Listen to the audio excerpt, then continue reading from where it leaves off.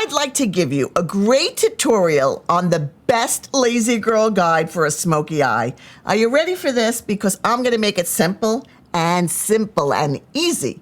I love starting off with my eye spackle primer. I happen to use the Fair Light color across my whole eyelid. That's going to waterproof my makeup, cover up any discoloration on my eyelids. I even tap it around the whole eye because it will waterproof your liners and anything you put right on top. You just put it on and dab it in. That's all you need to do. If you feel like you need a little more, you can add a little bit more.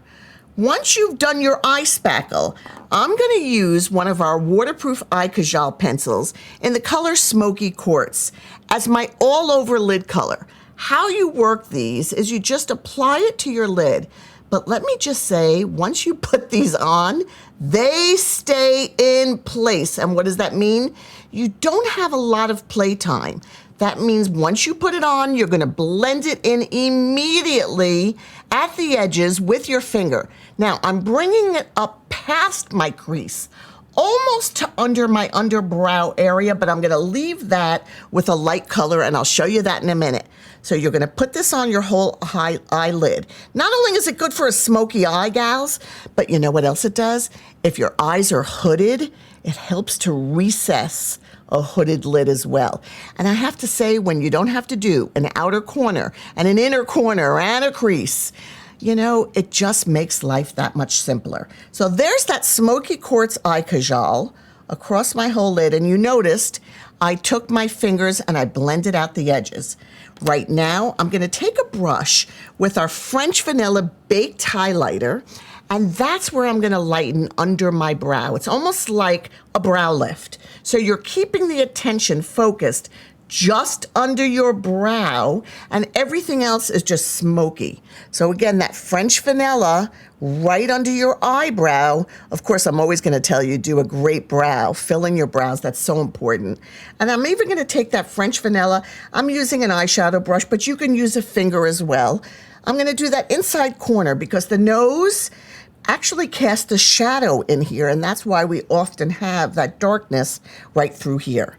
Now I'm going to take the waterproof eye Kajal pencil in black. This is a rich black, and I'm going to go slowly because I really want to get it close to the base of the lashes.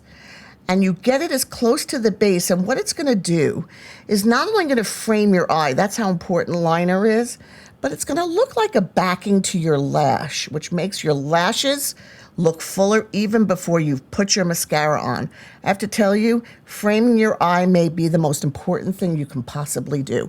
I also just brought it out just a tad, gave it a little wing out there. And you know, take a mirror, work close to the mirror. Don't be far from your mirror when you're doing this, because those are the little tips that get your makeup to look more accurate.